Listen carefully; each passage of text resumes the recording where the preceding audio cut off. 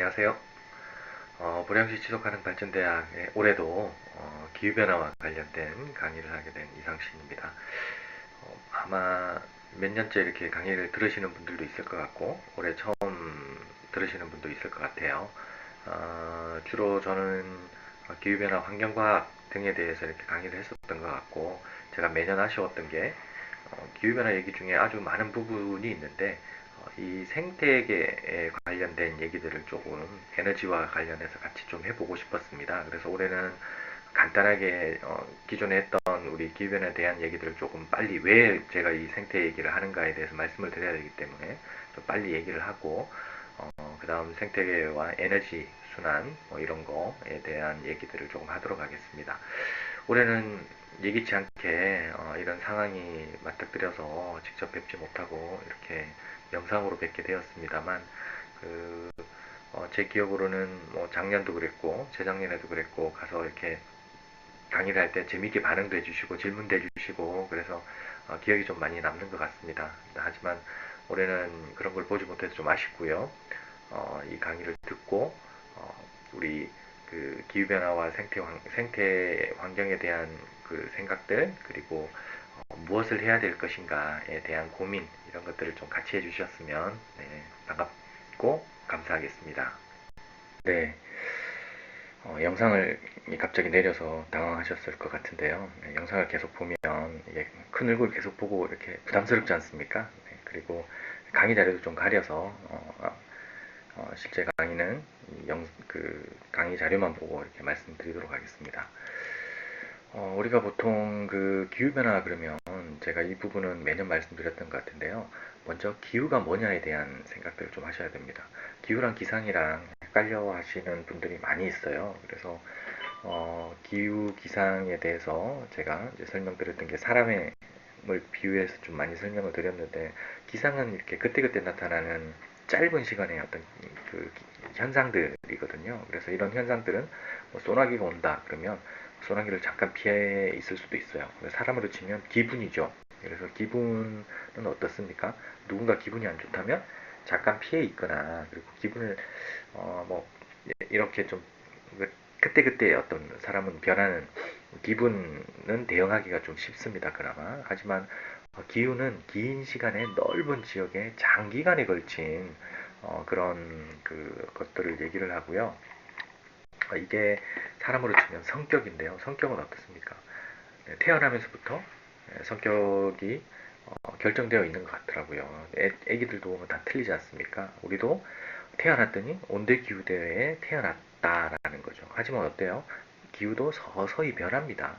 어, 성격도 어떻습니까? 예, 서서히 변하죠. 그래서 근데 문제는 뭐냐면, 이 서서히 변하면 우리가 거기에, 사람이 서서히 변하면 거기에 맞춰서 살아가고 대응할 게 생기지만, 그게 바로 적응인데, 기후도 천천히 변하면 예, 적응해서 살아갑니다만, 갑자기 변하면 네, 힘들어지고 문제가 생깁니다. 사람도 어때요? 네, 사람이 갑자기 변하면 죽는다라는 얘기들이 있잖아요. 이렇게 성격이 갑자기 변하면 좀 이상한 겁니다, 이건. 그리고 이 적응하기가 너무 힘들어요. 그래서 우리가 기후변화 그러면, 기후는 원래 변하는 건데 우리가 얘기하는 환경에서 얘기하는 기후변화는 적응할 수 없을 만큼 빨리 변하는 기후변화를 얘기하는 겁니다. 그럼 진짜 이 기후변화가 있느냐에 대한 얘기들을 많이 하는데요. 기후변화가 있느냐 없느냐는 우리 각자의 판단인 것 같습니다. 그래서 보시면 뭐 과학자들 중에서도 기후변화가 있다 없다라는 논쟁을 계속하고 있고, 그럼 우리는 그걸 믿어야 되느냐 말아야 되느냐는 각자의 몫인 것 같아요. 그래서 그 각자의 몫을 가지고 이걸 어떻게 판단하느냐는 여기에 대한 지식들이 쌓여야 가능하겠죠. 그리고 그래서 관심을 가지고 관련된 지식들을 많이 찾아보고 하는 행동들, 이런 것들이 조금 필요합니다. 기후변화 원인 얘기들도 많이 하는데, 기후변화 원인은 자연적인 원인이라고요. 그리고 인위적인 원인이 있습니다. 자연적인 원인이 한 60%, 인위적인 원인이 40%냐? 네, 아니죠.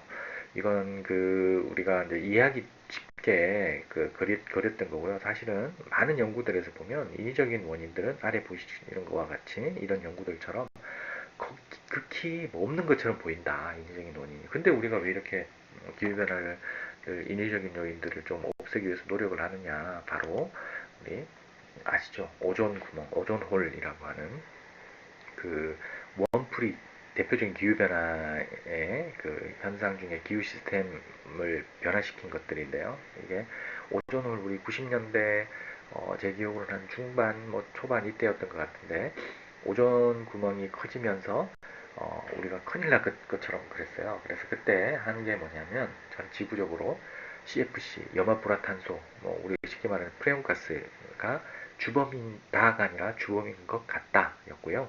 이것들을 어, 규제하고 줄이는 대체 물질 만들고 이런 활동들을 했어요. 그때도 많은 과학자들은 또 일부 많은 과학자들은 그렇게 해도 이 원인 물질이 너무 많기 때문에 뭐 개선되는 건 없을 것이다 라고 했지만 현재는 아시겠지만 한 20년 정도 지나서는 상당히 많이 개선이 되었고 지금은 오존홀에 대한 얘기들을 거의 하지 않죠. 그래서 우리 인간은 생각하는 동물이기 때문에 가만히 앉아서 당하는 게 아니라 조그만 조금 아주 작은 희망이라도 있으면 거기에 그 행동하고 미래를 대응하는 게 맞다라고 저는 생각을 합니다.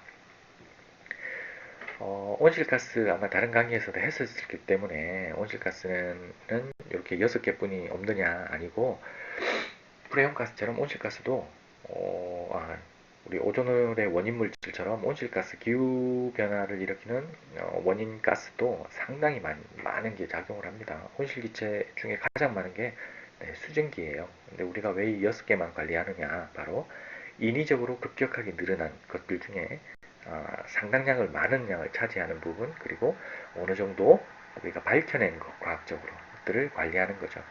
그래서 여기 우리가 보통 온실가스 그러면 CO2라고 많이 얘기를 하는데요. 전체를 다 6개를 통틀어서 CO2라고 얘기하면 거기에 뒤에 상당량 이산화탄소로 변환해서 얘기를 하는 겁니다. 예를 들어서 이쪽이 지구온난화 지수라고 있죠.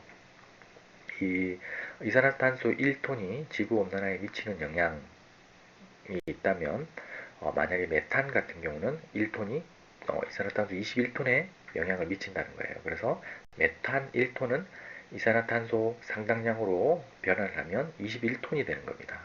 이렇게 우리가 보는 CO2라고 적어놓고 뒤에 EQ라고 적혀 있으면 이퀴벌렌트인데요. 상당량, 이렇게 CO2로 변환한 양, 이 6개를 다 변환한 양이니까 그 생각을 하시고 일반 CO2와 구분을 해 주시면 될 것 같고요. CO2는 어떻게 계산하느냐인데 CO2는 이렇게 계산합니다. 우리 전체 인구수 점점 늘어나고 있죠. 네, 오늘 제가 이제 결론적으로 말씀드리고 싶은 게 바로 인구인데요. 인구수는 점점 늘어나고 있고 그리고 이 인구 사람 한 명당 받고자 하는 서비스, 편하게 살고자 하는 거 이것도 늘어나고 있고요. 이 서비스 하나를 만들어내는데 들어가는 에너지 양, 이거는 효율입니다. 효율은 줄어들고 있어요, 당연히. 그리고 이 에너지 하나를 만들어내는데 필요한 발생하는 CO2 양이 곱하면 전체 CO2가 되는데요. 가만히 보시면 이 에너지를 만들어내는데 발생하는 CO2 양은 재생에너지는 어떻게 되죠? 물론 태양광이나 이런 것들은 패널을 만들 때 CO2가 발생하긴 하지만 거의 제로라고 본다면 이게 제로가 되면 이게 제로가 되면 전체가 제로가 됩니다. 그래서 우리가 재생에너지를 중요하게 생각하는 이유가 바로 거기에 있습니다. 이산화탄소 농도 변화들을 과거의 농도 변화들을 한번 쭉 보실게요. 79년도에 약 336ppm이었는데 이게 시간이 지나면서 점점 늘어나고 있고요. 이 북반구 지역에 한 30도에서 60도 사이에 우리가 인구가 많이 밀집되어 살고 있죠. 그래서 이 부분들이 좀 더 큰 변동폭을 가지면서 이렇게 오르락내리락 하는 걸 볼 수 있고요. 남반구 지역에는 사람이 별로 많이 안 살죠. 북반구에 비해서. 그러다 보니 이렇게 변동폭이 좀 적어 보입니다. 이게 점점 이게 쭉 70년대, 90년대를 넘어가면서 360ppm, 제가 기후변화 처음 얘기에 대해서 관심을 가지고 봤을 때 한 350ppm 정도 넘었었던 것 같아요. 근데 지금은 이게 점점 더 올라가서 380ppm, 2000년도 이제 2010년대 이렇게 넘어오면 보시면 특정 지역들은 막 420ppm 가까이 올라가기도 합니다. 혹시 보이실지 모르지만 이 어떤 부분들은 지속적으로 이렇게 높은 값들을 보이고 있죠. 그래서 전체적으로 2017년이 아마 될 것 같은데요. 2017년도에 보면 우리가 400ppm을 훨씬 넘어간 것들을 볼 수 있고요. 여기까지 우리가 측정 값이고, 여기 과거 값들을 보면 이건 이제 우리가 추정한 값이죠. 그래서 복원해낸 값들. 그래서 과거 값들을 보면 어떻습니까? 네, 현재 지구 역사상 가장 높은 CO2 농도를 갖고 있고요. 278ppm이 산업혁명 이전이고, 그리고 우리 빙하기 때는 한 185ppm 됩니다. 이런 부분들은 빙하 코어를 떠서 과학자들이 복원해낸 값이고, 과거 80만 년까지 복원이 되어 있습니다. 그래서 보시면 80만 년까지도 현재보다 더 많이 올라간 그런 그 시기는 없었다, 이렇게 보시면 될 것 같습니다. 네, 네, 기후변화 원인 온실가스를 말씀드렸고요. 이제는 이제 기후변화 영향이 어떻게 오느냐에 대해서 좀 말씀드리겠습니다. 여러 가지가 있겠지만, 최근 우리가 태풍 많이 집중호우, 긴 장마, 이런 것들을 겪었지 않습니까? 그래서, 지구에는 원풀이라는 게 있는데요. 원풀이 뭐냐면, 우리, 적도 지방, 적도를 기준으로 한 25에서 30도 사이에 있는 바다에, 뜨거운 바다예요. 그래서 우리가 보통 이 원풀을 지구의 보일러라고 얘기를 합니다. 이 지구의 보일러가 점점 뜨거워져서 팽창을 하고 있다라는 거고요. 이것도 그 CO2의 영향이다. 그럼 이제 이런 경우는 우리가 직접적으로 영향을 받죠. 왜냐하면 원풀 주변에서는 스콜이라고 하는, 아시죠? 이렇게 갑자기 내리는 폭우가 되겠는데요. 이런 발생이 점점 북쪽으로 올라오고 있다, 확대가 되고 있다라는 거고요. 그런 영향으로 일부 아마 장마나 집중호우 이런 것들도 여기에 영향을 아마 받게 될 겁니다. 한번 몇 년, 6, 7년 전에 벌써 밝혀진 내용인데요. 한번 영상을 보시고 말씀드리도록 하겠습니다. 넓은 바다 가운데서도 바닷물 온도가 유독 높은 지역은 지구 온난화와 밀접한 관계가 있는 것으로 밝혀졌는데요. 그 규모가 넓어지면서 강력한 태풍도 많이 만들게 될 거란 경고가 나왔습니다. 김성환 기자가 보도합니다. 몰디브가 내려다 보이는 적도 인도양 상공. 갑자기 적도의 소나기 스콜을 만나 창문 밖 시야가 가려집니다. 적도의 스콜은 원풀 예역의 대표 기상현상으로 구름이 모여 규모가 커지면 태풍으로 발달합니다. 지난 60년간의 위성 자료를 분석한 결과 원풀 예역은 32%나 팽창했고, 특히 인도양에서 기존의 절반 정도나 면적이 넓어졌습니다. 포항공과대 기후연구팀은 원풀 팽창이 인류가 초래한 지구온난화 타심을 최초로 발견했습니다. 온실가스 증가가 태풍의 발원지인 원풀을 확장시킨다는 증거를 경량적으로 제시하였습니다. 이는 열대지방이 확대돼 과거보다 북쪽인 필리핀 인근에서도 태풍이 발생할 수 있음을 의미합니다. 태풍은 저위도에 쌓인 에너지를 고위도로 수송하는 현상이어서 이러한 원풀의 팽창과 또는 강화가 앞으로 태풍을 더욱 강화시킬 것으로 예상됩니다. 따라서 강력한 슈퍼 태풍이 자주 발생해 고수원 해역을 따라 북상하며 중위도에서도 쉽게 약해지지 않을 것으로 보입니다. 특히 필리핀 부근에서 발생하면 사흘 만에 한반도가 태풍의 영향권에 들어갑니다. KBS 뉴스 김성환입니다. 네, 우리 이번에 있었던 태풍 장미도 이렇게 우리가 대응할 수 있는 아래 저희도 지방에서 발생하면 발생을 보고 이렇게 경로도 추정해보고 대응할 시간이 많이 있겠지만, 북쪽에서 발생한다면 그 대응할 시간이 좀 적어지겠죠. 이런 영향들도 있습니다. 기후변화에 대해서 우리가 보통 제가 앞쪽에 기상과 날씨와 기후에 대해서 부분에 대해서 말씀을 드렸는데요. 보통 날씨에서 얘기하는 1도와 기후변화에서 얘기하는 1도의 차이는 좀 생각을 가지시고 얘기를 할 수 있어야 될 것 같아서 매년 이 얘기를 제가 말씀을 드리는데요. 지구 그 연대기, 우리 지질연대를 보면 여기 보면 뭐 기와 세를 나누는 구분이 있죠. 이렇게 기와 쥐라기, 백악기 뭐 이런 걸 나누는 기와 세를 나누는 이 기준이 보통 여러 가지 기준이 있는데 여기도 마찬가지로 기후가 갑자기 변하는 걸 기준으로 해요. 그래서 보통 생물종이 한 20-30% 정도 멸종을 하는 시기가 한 기와 새의 구분이 되고요. 한 50% 이상 이렇게 멸종하는 게 대멸종 시기라고 해서 한 지구 역사상 5번, 전문가마다 조금 틀리지만 5번 정도를 얘기를 하고 있습니다. 빨간색으로 제가 이걸 그은 건데요. 이게 한 지구 온도가 평균 온도가 한 3에서 5도 정도 급격하게 변했을 때예요. 그래서 우리가 뭐 100년간 1도 올랐다라는 게 적은 값이 아니라는 거죠.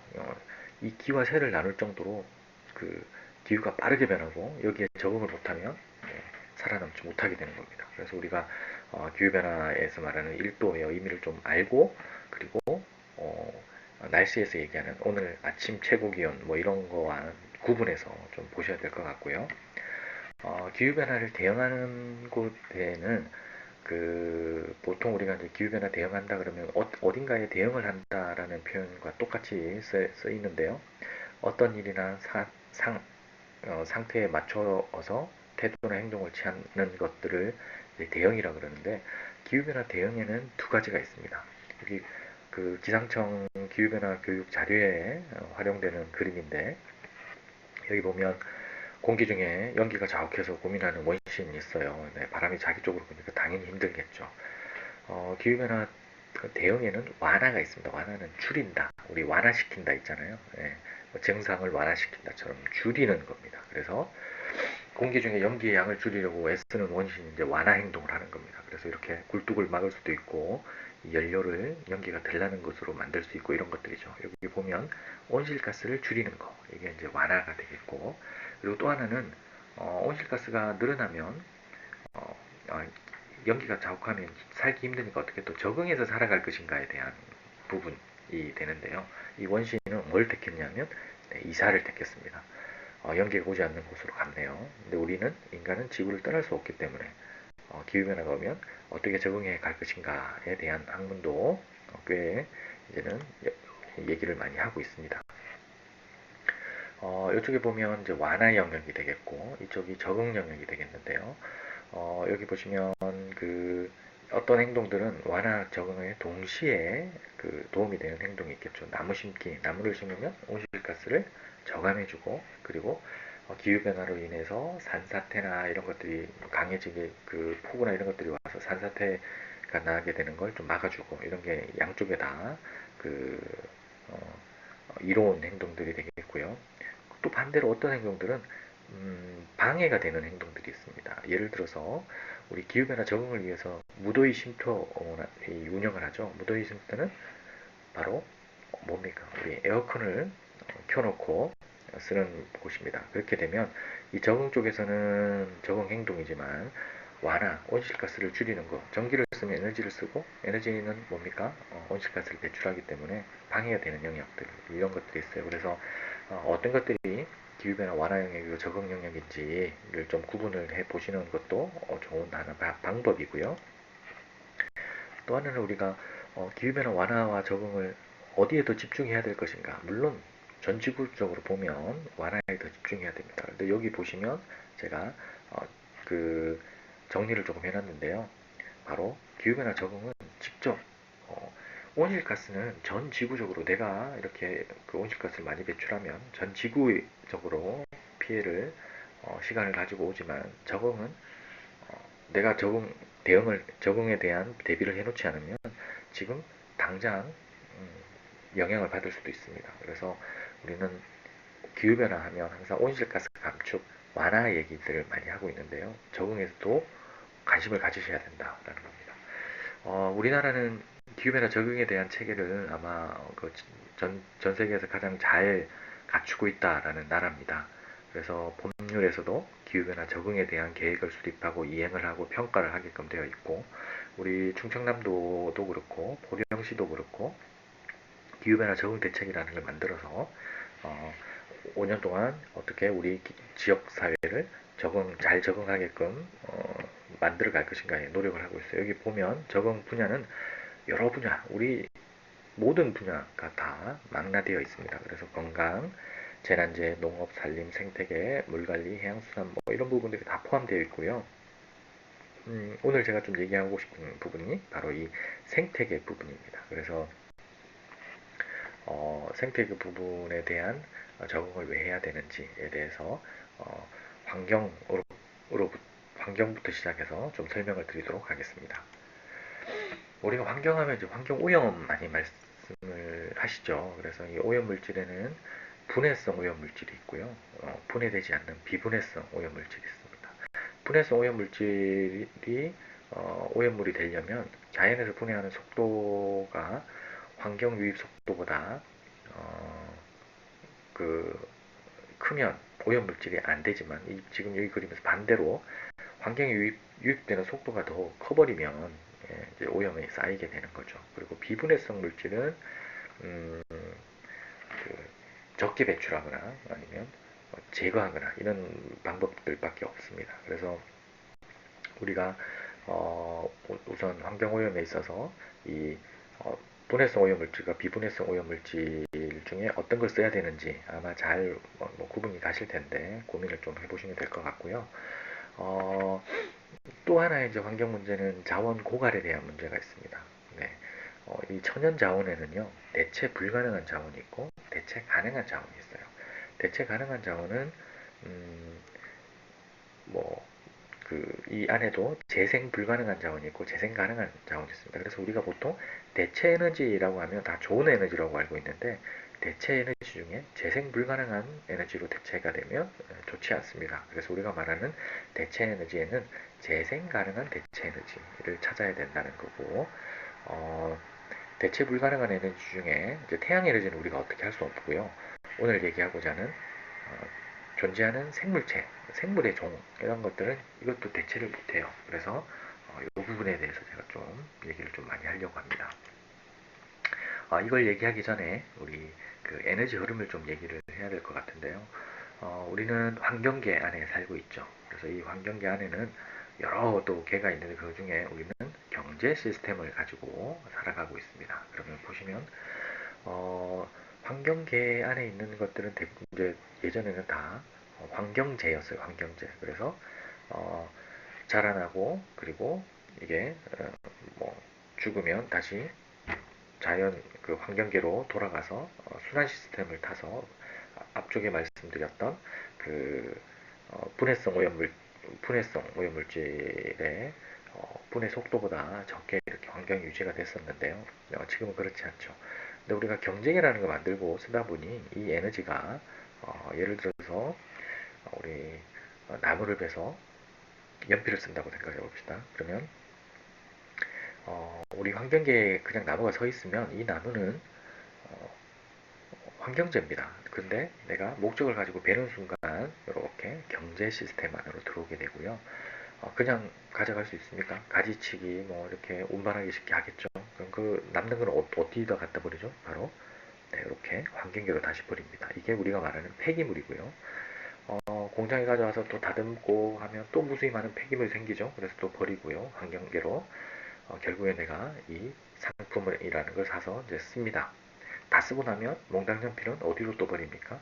환경계로 버립니다. 그래서 결국엔 가만히 보시면 우리가 말하는 이 상품은 잠재적인 폐기물입니다. 그래서 우리가 상품을 보실 때 쟤는 언젠가는 폐기물로 갈 거구나. 그럼 어떤 행동을 해야 되느냐? 환경계의 에너지가 계속 있도록 해야 되니까 그걸 경제계로 안 들어오게 하게끔 해야 되겠죠. 그게 바로 뭐냐면 절약, 아껴 쓰는 겁니다. 작게 쓰는 거. 이 부분 꼭 생각하셔서 예전에는 없어서 못 살아서 아껴 썼지만 나는 환경을 생각하기 때문에 아껴 쓴다 라는 마인드를 가지시면 좋을 것 같습니다. 우리가 쓰는 에너지가 공정한가? 저희가 이 그림 많이 보여드리는데요. 선진국들이 보면 어디가 잘 사는 나라이고 어디가 못 사는 나라인지 다 알고 있고, 우리나라도 보시면 여기 여기 섬처럼 떠 있습니다. 북한 거의 에너지를 쓰지 못하고 있죠. 우리 에너지가 정당히 우리가 쓰는 에너지냐? 제 생각에는 이렇게 어두운 지역의 에너지들을 뺏어와서 쓰고 있다고 생각을 해요. 그래서 에너지가 이렇게 평등하게 분배되고 있는지 이 생각을 좀 하셔서 하시면 앞쪽에 제가 말씀드린 절약하는 거, 왜 우리가 적게 써야 되는가에 대한 당위성도 좀 찾을 수 있을 것 같고요. 이게 잘 사는 나라, 이게 못 사는 나라인데요. 네, 우리 인간 사회를 가장 잘 나타내는 그림인 것 같습니다. 세계 인구의 약 4% 정도 좀 안 되는 게 미국 사람들인데, 미국 인구가 에너지 소비량이 전 세계 한 20% 가까이 쓰고 있습니다. 네. 미국에서 나는 에너지만 쓰느냐? 아니겠죠. 다양한 경제 시스템을 동원해서 군자력까지 동원해서 에너지를 뺏어 쓰고 있지 않은가라는 생각을 합니다. 이게 좀 대표적으로 그 얘기를 조금 드릴 수 있는 건데 좀 오래된 거지만 한번 보도록 하겠습니다. 1년 동안 배고픈 지구 얘기인데요. 지금도 전 지구 인구의 약 50%는 굶주리고 있다고 합니다. 이게 일주일 동안 그 한 가족이 먹는 음식을 이렇게 사진으로 쭉 나타냈는데요. 보시면 이 돈으로 표시되어 있는 게 바로 에너지를 다 반영해요. 예를 들어서 여기 있는 그 독일은 이 당시에 한 20년 넘었지만 가장 잘 사는 나라였습니다. 그래서 보면 포장재들이 상당히 많죠. 그래서 이 포장재를 만들어내는데도 에너지가 소요가 됩니다. 그래서 이렇게 500불이라는 에너지 돈으로 환산된 것들을 보여주고 있어요. 근데 밑에 미국은 약 340불 정도 되는데요. 조금 더 적게 쓰죠. 여기는 이 먹을 걸 먹는 데 필요한 에너지를 만들어내는 데 들어가는 총 비용, 즉 총 에너지가 포함되어 있다고 보시면 됩니다. 좀 무뚝뚝한 표정을 하고 있네요. 일본 한 300, 이탈리아, 영국 250불, 쿠웨이트가 220불, 이게 가족은 많은데 220불, 220의 에너지를 쓰고 있다 보고요. 멕시코, 그리고 중국이 한 150 정도, 그리고 폴란드, 이집트로 왔더니 포장재가 거의 사라졌죠. 그래서 추가로 드는 먹는 에너지, 우리 그 인체로 흡수되는 에너지 외에 포장재를 만들어내거나 가공하는 데 드는 에너지들이 많이 줄었다는 겁니다. 그리고 몽골이 한 40, 에콰도르의 아저씨 아주 기뻐하고 계시는 것 같은데요. 한 30 정도의 에너지를 쓰고 있고, 그리고 부탄도 밝게 웃고 계신데 약 독일의 100분의 1 정도 에너지로 일주일을 살아요. 탄수화물을 비롯한 우리 인체에 필요한 에너지가 100분의 1이냐? 그건 아닌 것 같고, 그죠?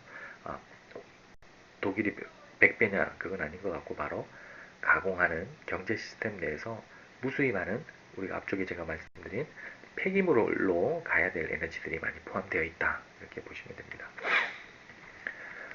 이제 본격적으로 생태계 쪽으로 좀 넘어와서, 우리가 생태학 그러면 생물체와 환경 사이에 일어나는 상호작용에 대한 연구다라고 하는데, 이 에코라는 걸 쓰면 우리가 다 환경 이렇게 알고 있지만요, 뒤에 이렇게 로지를 붙이면 생태학이 되고, 너미를 붙이면 이코노미, 경제학이 됩니다. 그래서 우리가 에코 그러면 이게 생태라는 것도 있지만 많은 부분을 쓰고 있고요.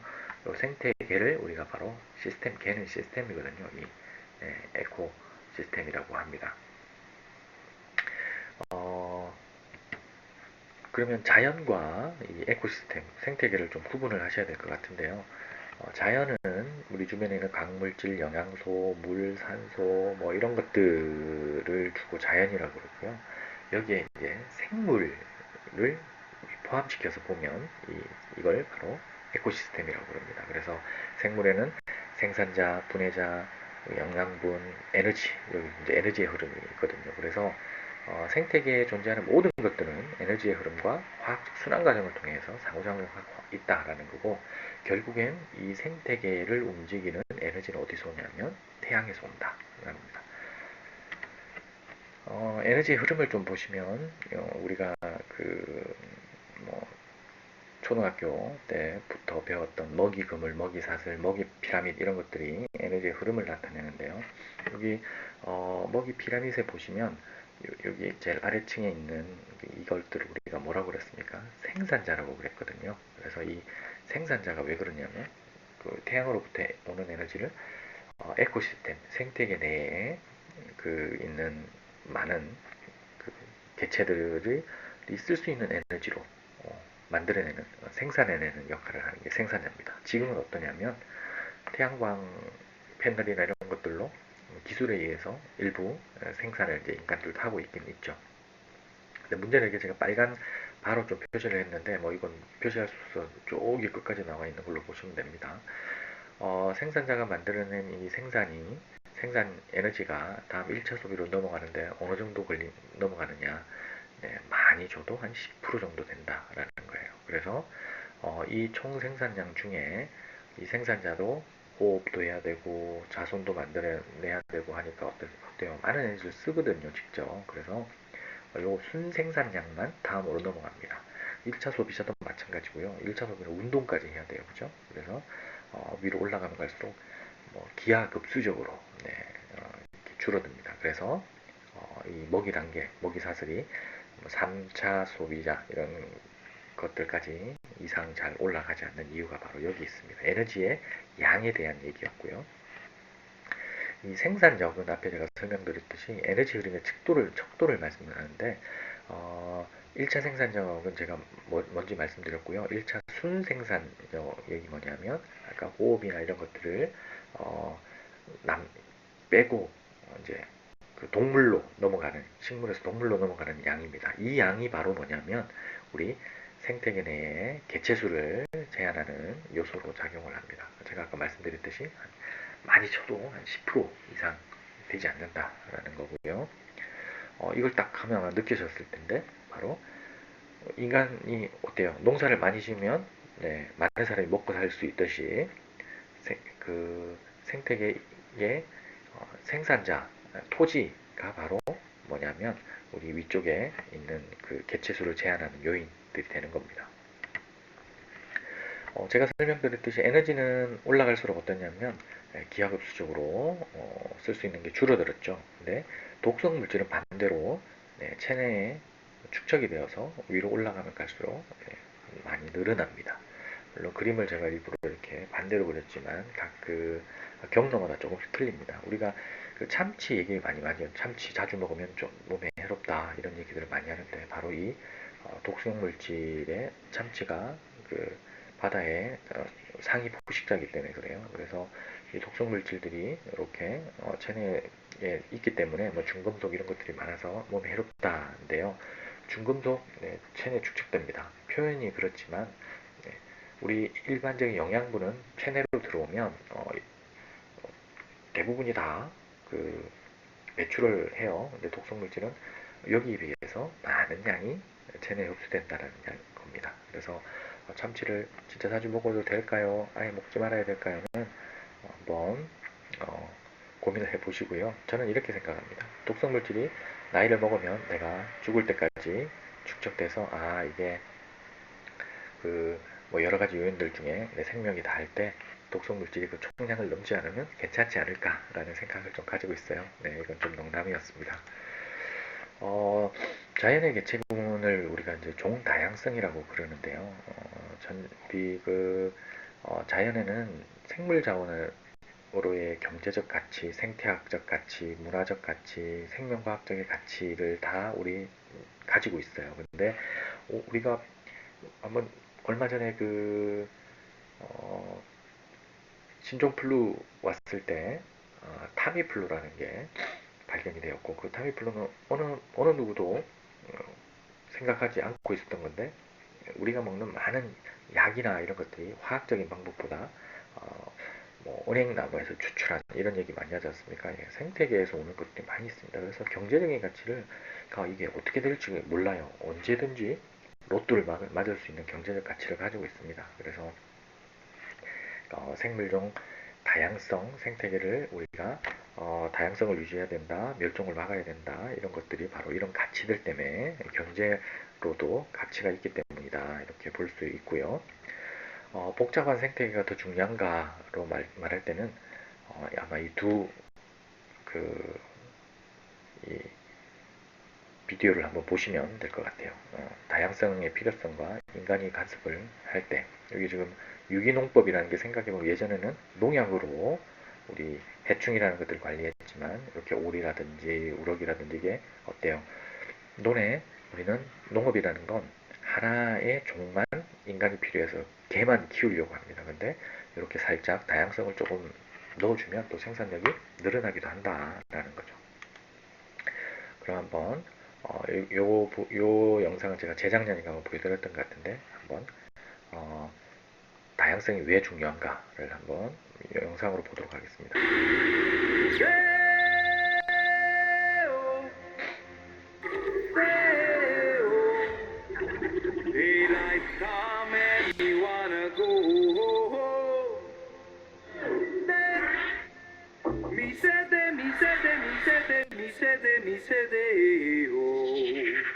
Daylight come and me wanna go home. Hey-oh, hey-oh. Daylight come and me wanna go home. Hey-oh, hey-oh. Daylight come and me wanna go home. Walk all night down, I drink a rum. Daylight come and me wanna go home. Stack banana till the morning come. Daylight come and me wanna go home. Come, Mr. Tallyman, tally me banana. Daylight come and me wanna go home. Come, Mr. Tallyman, tally me banana. Daylight come and me wanna go home. Well, it's 6 foot, 7 foot, 8 foot bunch. Daylight come and me wanna go home. 6 foot, 7 foot, 8 foot bunch. Daylight come and me wanna go home. Day-oh, day-oh. Daylight come and me wanna go home. Day. Me say day, me say day, me say day, me say day, me say day, oh. Daylight come and me wanna go home. Push me and then just touch me till I can get my satisfaction. Satisfaction. Satisfaction. Satisfaction. Satisfaction. Push me, and then just hurt me, till I can get my satisfaction. Satisfaction. Satisfaction. Satisfaction. Satisfaction. Satisfaction.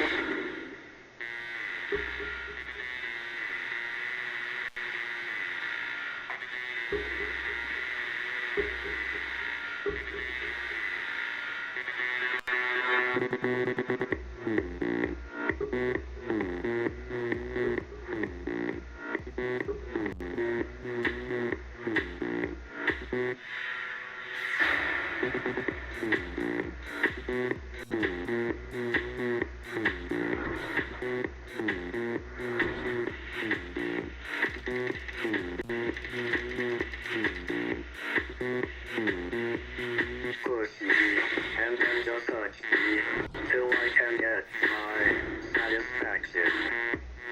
Push me, and then just hurt me, till I can get my satisfaction. Satisfaction. Satisfaction. Satisfaction. Satisfaction. Satisfaction. Satisfaction. Satisfaction. Satisfaction.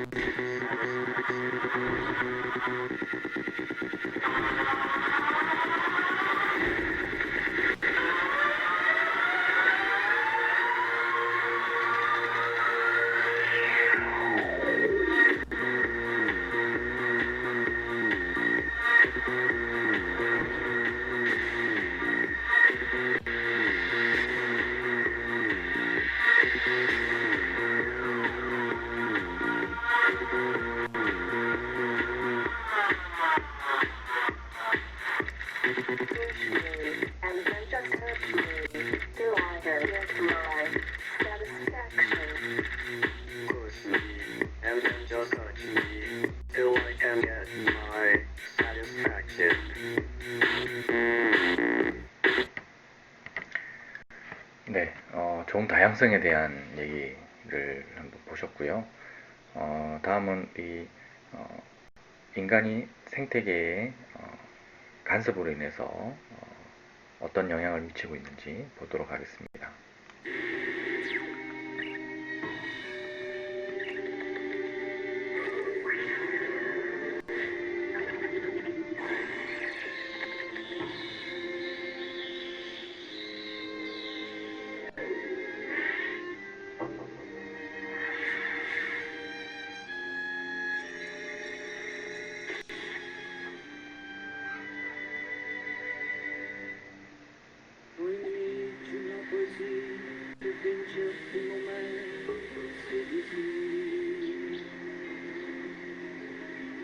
La mano stringerà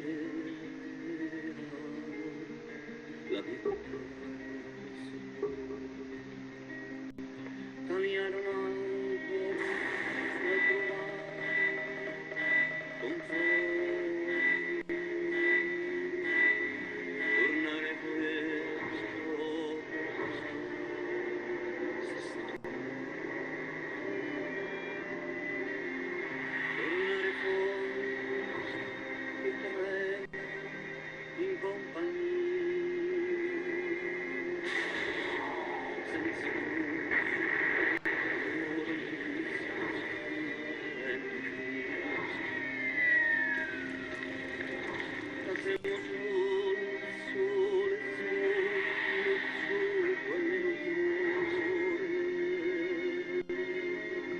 eppure ancora capace come te sul sentiero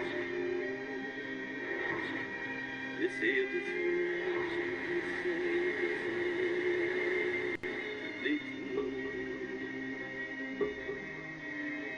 deseo di te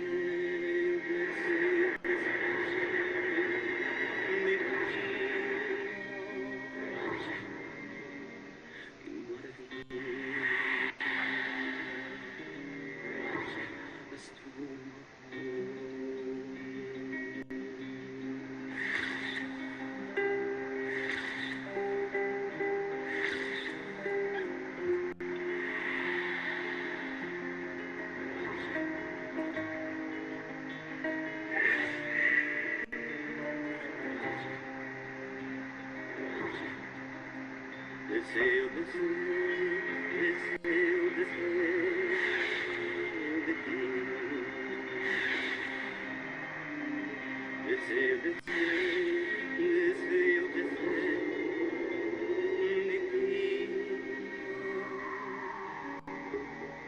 Qué maravilla. Haz tu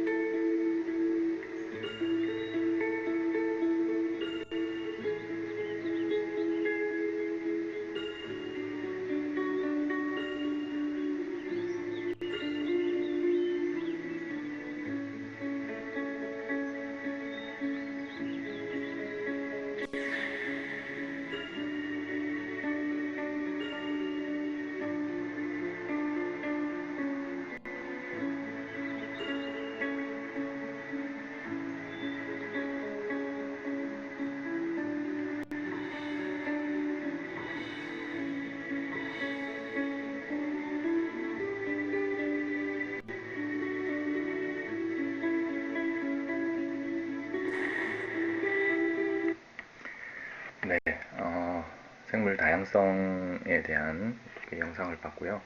그 다양성이 어떻게 유지되는가 앞쪽에 잠깐 나왔지만 사실은 생태계 내에는 유사한 종이라도 이렇게 전문화, 그래서 어느 쪽에 먹이를 먹느냐에 따라서 전문화로 다양성이 유지가 되고요. 또 하나는 소비자, 우리 그 소비자들의 어떤 위치, 뭐 이런 것들에 따라서 다양성이 유지가 됩니다. 앞쪽에 이제 종 다양성에 대해서 얘기했는데 종마다 또 개체가 있죠. 우리가 보통 이제 가상 개체군이라고 해서 뭐 인간으로 치면 인구인데요. 지수적으로 이렇게 성장한다고 그럽니다. 그래서 개체군을 증가할 때 보면 어떻게 증가를 하느냐, 많이 증가하느냐면 첫 번째 번식할 때마다 많은 후손을 낳을 때 네, 우리 막 예전에 뭐 아들, 딸 많이 낳을 때가 있었죠. 네, 이것처럼 후손을 많이 낳을 때 당연히 개체군이 증가하는 거고요. 그 다음에 일생 중에 생식 기간이 길 때, 오랜 기간 동안 새끼를 낳을 수 있을 때, 그 다음에 또 하나는 생식을 일찍 할 때거든요.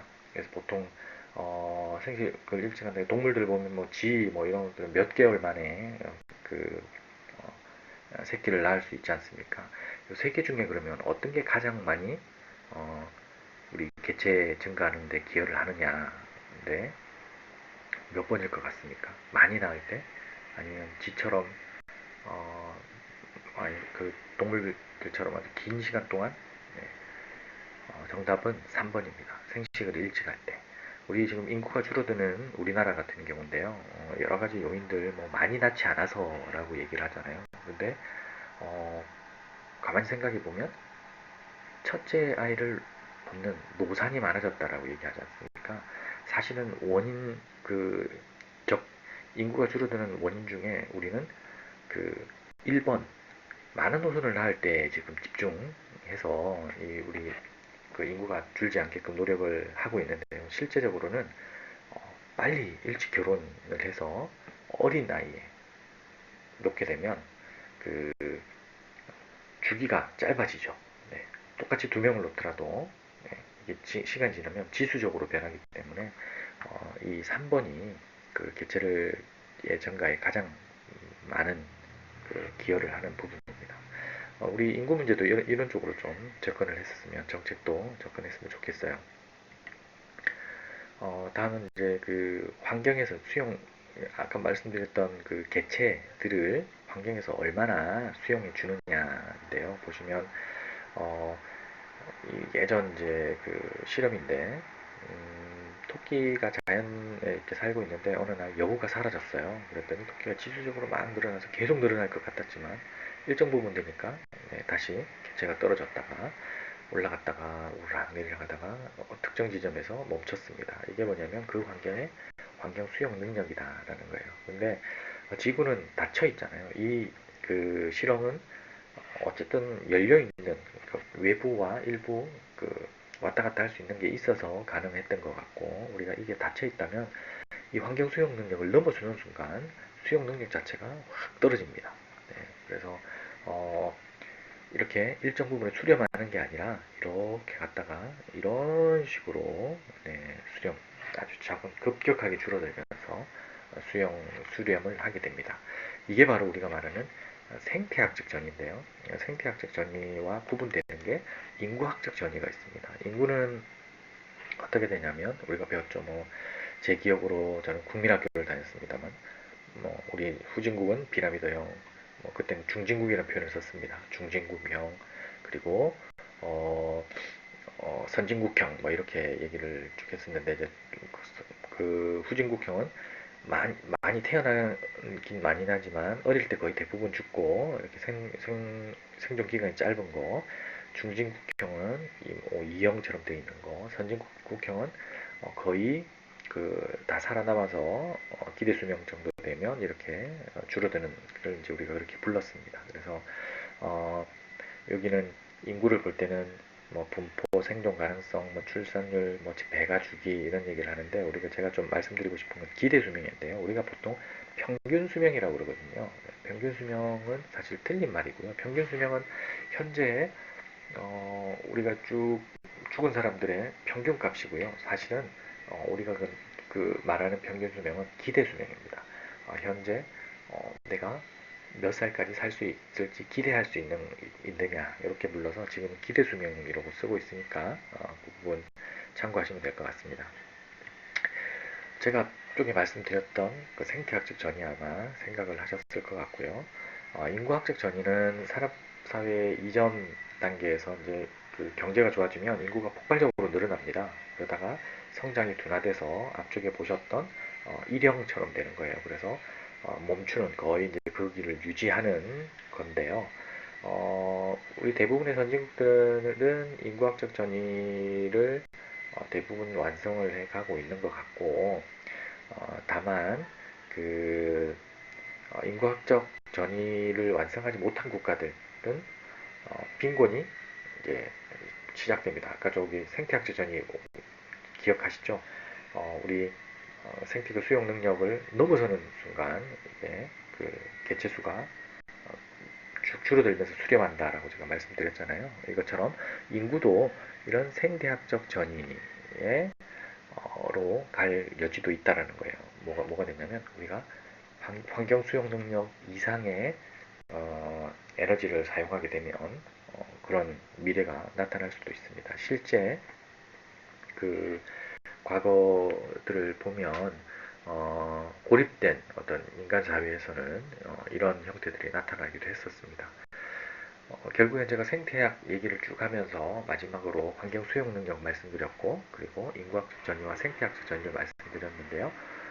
결국엔 우리 환경 문제의 근본 원인은 뭐냐라고 하면 저는 바로 인구 문제라고 생각을 합니다. 그래서 제가 얘기하는 게 아니라 모든 환경학자들이 인구 문제라고 합니다. 인구 문제를 해결하지 않고선 그 환경 문제를 해결할 수 없다. 왜요? 환경 수용 능력 앞쪽에 제가 말씀드린 오염 물질에 저도 말씀드렸지 않습니까? 그래서 이런 분해성 오염물질이 지속적으로 발생하게 되면 수용 능력을 넘어서게 되는 거거든요. 그래서 인구 문제가 되겠고, 그리고 추가로 바로 뭐냐, 에너지 문제에 기인해서 제가 좀 전에 말씀드렸던 그런 분해성 오염물질이라도 수용 능력을 넘어서 쓰는 것, 이런 것들이 이제 환경 문제의 결과물로 바로 나타나게 되는 겁니다. 질의가 있으면 저희 메일을 이용하시면 될 것 같고요. 마지막으로 인간의 어떤 욕심에 대해서 우리 간디가 얘기한 부분인데요. 한번 읽어보시고 우리가 왜 절약해서 아껴서 생활을 해야 되는지에 대한 생각들을 조금 해주시고 제 강의에서 말씀드렸던 나는 궁색해서 절약하지 않는다. 나는 우리 지구의 환경 수용 능력을 넘어서지 않기 위해서 노력하기 위해 환경적인 행동을 한다. 이런 생각들을 좀 해주셨으면 감사하겠습니다. 이렇게 대면하지 않고 얘기를 드렸기 때문에 좀 지루할 수도 있었을 것 같아요. 네, 그래서 제가 좀 더 노력했어야 되는데 네, 약 1시간 정도 이렇게 긴 시간 동안 들어주셔서 감사하고요. 내년에도 기회가 되면 또 뵙도록 하겠습니다. 네, 감사합니다.